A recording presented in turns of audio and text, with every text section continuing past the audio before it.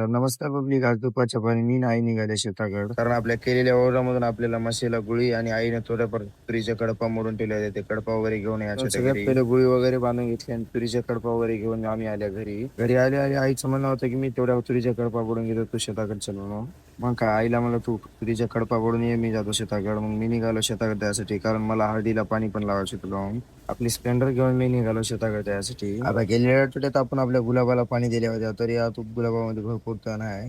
अजून काही लाईट वगैरे तर आली नव्हती, त्याच्यामुळे सगळ्यात पहिले तर आपल्या आईने टाकलेले मेथी कोथिंबीर पालक मध्ये थोडेफार फेरफटका मारला. आणि त्यातल्या त्यात आपल्या भावानं थोडेफार आपले पैप लावले होते आणि शेजाऱ्याने काही पैप नेले होते. त्याला फोन लावून विचारलो की बाकीचे पैप आणि तुषार कुठं आहेत म्हणून. त्याला फोन लावून विचारून तुषार तेवढे आपले एका जागी करून घेतले आणि निघालो परत आपल्या हळदीच्या वर. कारण आज मला हळदीला तुषार लावायचे होते, कारण ठिबकच्या नळ्या भरपूर जागी छिदल्यात, त्याच्यामुळे पाणी लई जागी लिकेज झालंय. सगळे तुषार वगैरे लावून टाकून दिले, निघालो मोटर चालू करायसाठी. आपलं नशीब एवढं बी चांगलं नाही की आपलं काम एका पारी जाते म्हणून. आता हिरीवर आलो तर लाईटच गायब झाली. आता मी पैप लावताना तर लाईट होती, आता तेवढ्याच एक 5 वाजता आली, तेवढ्यात मोटर चालू करून घेतली मी लगेच. आता आपल्या डॉगेश भाईला कुणी मुहूर्त निघाला होता की दोन्ही डॉगेश भाई आपले आले होते शेताकडे. आता आपले तुषार वगैरे तर नंबर 1 मध्ये चालू झाले. आता काम होतं ते म्हणजे गव्हाकडे जाऊन फेरफटका मारायचा. आता 15 दिवसाखाली आपण आपल्या गव्हाला पाणी टाकून खत पण दिला होता, त्याच्यामुळे आता गहू सगळीकडे सारखा दिसायला आहे. आपण ज्या पण दिवशी पाणी द्यायचं त्या दिवशी लाईटीचा बेपत्ताच होते. मी गहू बघून येतोपर्यंत अजून एक वर लाईटीने झोपका मारला.